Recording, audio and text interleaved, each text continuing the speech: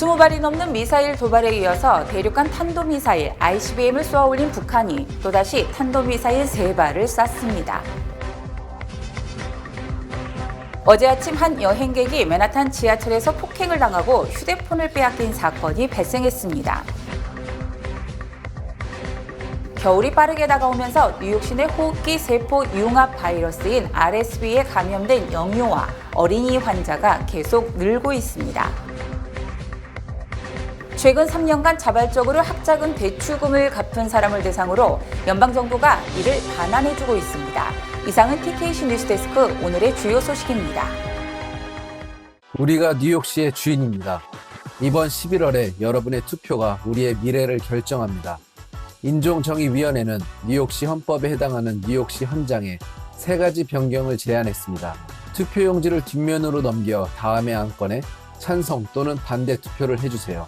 모든 뉴욕 주민을 위해 정의와 평등을 증진하는 가치선언문 추가, 그러한 가치를 지지하고 증진하기 위한 위원회 창설, 실생활비 측정, 자세한 내용은 nyc.gov/racialjustice에서 확인해주세요. 이번 11월 투표를 통해 여러분의 목소리를 내주세요. 사전투표는 10월 29일에 실시되며 선거일은 11월 8일입니다. 뉴욕시에서 후원하였습니다. 유나이티드 헬스케어는 40년 이상 메디케어 수혜자들에게 서비스를 제공해온 미국 최대의 메디케어 어드밴티지 플랜 건강보험 회사입니다. 유나이티드 헬스케어의 한국어 서비스팀은 다양한 혜택 및 수백여 개의 처방약을 코페이먼트 제로로 제공하는 향상된 2023년 메디케어 플랜을 쉽게 선택하실 수 있도록 도와드립니다. 연례 가입 기간이 12월 7일에 마감됩니다. 1877-718-3682, 1877-718-3682로 전화하십시오. 시청자 여러분 안녕하십니까? 11월 3일 목요일 TKC 뉴스데스크 첫 소식입니다.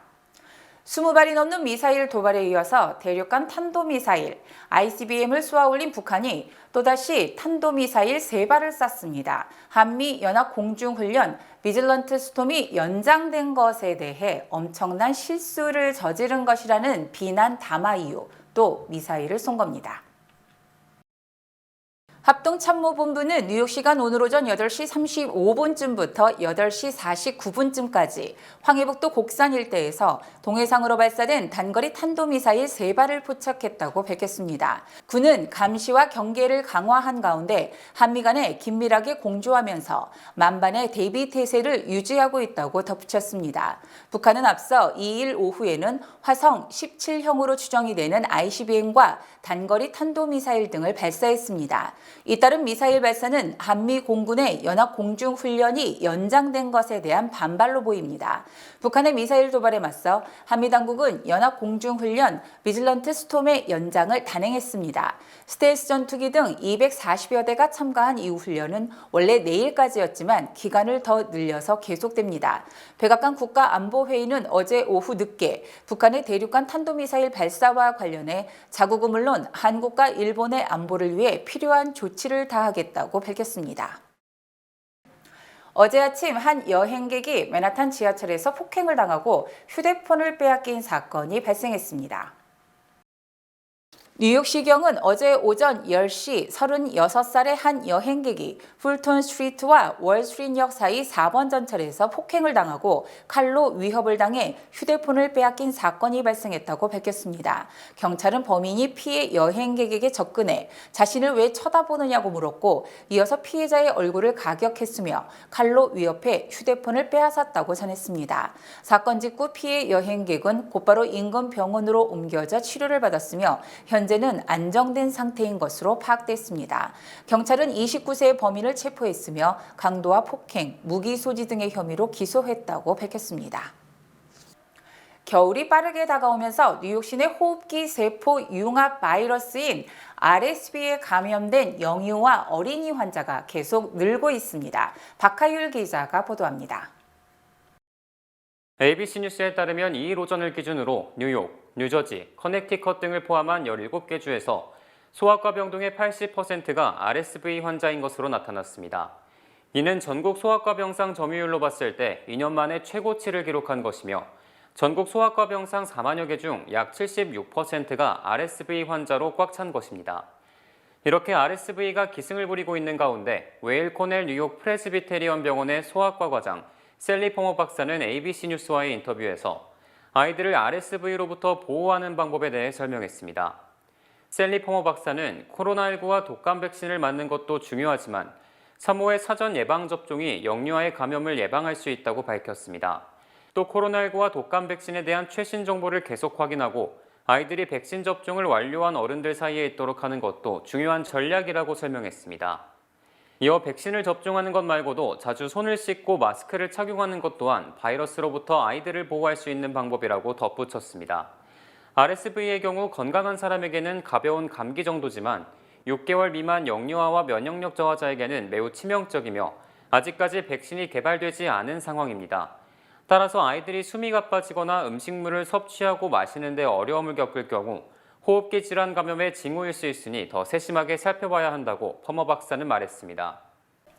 최근 3년간 자발적으로 학자금 대출금을 갚은 사람을 대상으로 연방정부가 이를 반환해주고 있습니다.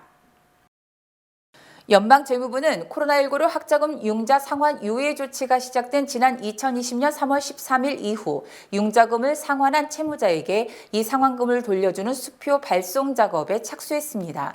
이는 바이든 행정부가 학자금 융자 탕감 조치의 일환으로 2020년 3월 13일부터 올해 12월 31일까지 상환 유예 기간 동안 자발적으로 대출금을 갚은 경우 이를 반환하기로 했기 때문입니다. 학자금 융자 탕감을 받아 잔액이 제로가 되는 경우 코로나19 기간 동안 자발적으로 갚은 돈을 돌려주는 것이 형평성에 맞다는 것입니다. 이에 따라 이미 지난달 20일쯤부터 환급 수표가 발급됐으며 뜻하지 않은 거액 수표를 받은 대학 졸업생들이 기쁨을 감추지 못하고 있습니다. 뉴욕주 검찰로부터 2억 5천만 달러의 손해배상 소송을 당한 트럼프 전 대통령이 자신의 재산을 보호하기 위해서 뉴욕주 검찰을 맞소송했습니다.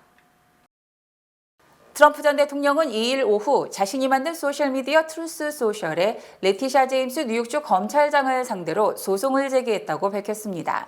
트럼프 전 대통령은 플로리다주 법원에 소송을 제기했으며 뉴욕주는 범죄가 득실거리는 도시라고 비판했습니다. 그는 제임스 검찰총장은 뉴욕주를 범죄와 범죄자들로부터 전혀 보호하지 못하고 있다는 이유로 소송을 제기했다고 설명했습니다. 소송에서 트럼프 전 대통령은 제임스 검찰총장은 트럼프 전 대통령의 개인, 재정, 정치 등의 몰락을 목적으로 자신의 권력을 남용하고 있다고 주장했습니다.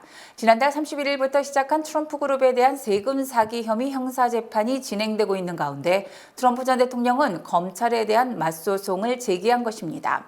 한편 뉴욕주 검찰은 지난 9월 트럼프 전 대통령을 상대로 2억 5천만 달러의 부당 이득 환수를 추진 중입니다. 플로리다주 파크랜드 고등학교 총기 난사 사건의 총격범 니콜라스 크루즈가 종신형을 최종 선고받았습니다. 이에 대해 유가족들은 실망감을 감추지 못했습니다. 17명의 학생들과 교직원을 살해한 니콜라스 크루즈의 최종 재판에서 판사는 사형이 아닌 종신형을 최종 선고했습니다.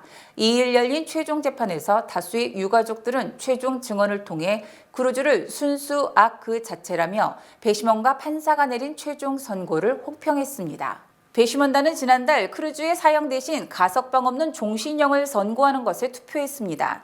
지난해 재판 당시 크루즈는 자신에게 적용된 17건의 1급살인과 17건의 살인 미수 혐의를 모두 인정한 바 있습니다. 유죄를 인정하면서 자신이 저지른 죄에 대해 사과하고 다른 사람을 돕기 위해 최선을 다할 것이라며 종신형 선고를 요청했습니다. 지난 6월 연방대법원의 낙태권 제한 판결로 전국적으로 낙태 시술이 줄었지만 뉴욕, 뉴저지 지역은 오히려 증가한 것으로 집계됐습니다. 비영리 단체인 가족계획 소사이어티는 지난 4월부터 8월까지 미 전역의 합법적 낙태 시술은 지난해 같은 기간보다 6% 줄었다고 밝혔습니다. 월별 낙태 시술 통계에 따르면 4월에는 약 8만 5천 건, 5월에는 약 8만 3천 건, 6월에는 약 8만 7천 건으로 늘어나다 6월 낙태권 제한 판결 뒤 7월과 8월 각각 약 7만 9천여 건으로 줄었습니다.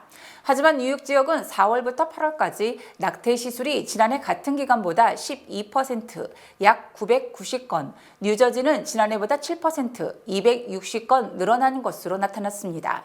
뉴욕은 4월과 5월에는 8천 건 수준이었으나 6월 대법원 판결 이후 매달 9천 건을 기록했고 뉴저지도 4월부터 6월까지 매달 3천 건 수준에서 8월부터 4천 건 이상으로 증가했습니다. 또 캘리포니아주가 전국에서 낙태 시술이 가장 많이 이루어져 지난 8월 18,000건에 달했고 뉴욕이 약 9,510건, 일리노이, 플로리다, 노스캐롤라이나, 뉴저지주 등의 순이었습니다. 한국 자동차 부품업계가 한국산 전기차의 보조금 지급을 막은 인플레이션 감축법에 대한 우려를 미국 정부와 의회에 전달합니다. 현대 모비스, 만도, 한원시스템 등 250여 개 자동차 부품업체로 구성된 한국자동차산업협동조합은 내일 전기차 세제 혜택에 대한 한국업계의 입장을 담은 서한을 연방재무부와 상무부, 에너지부 등 행정부는 물론 연방 상하원 의원들에게 전달합니다. 내일은 재무부가 인플레이션 감축법 시행 규정 마련을 위해 한 달간 의견 수렴을 마감하는 날로 국내 업계가 미국 정부에 공식적으로 의견서를 전달하는 것은 이번이 처음입니다.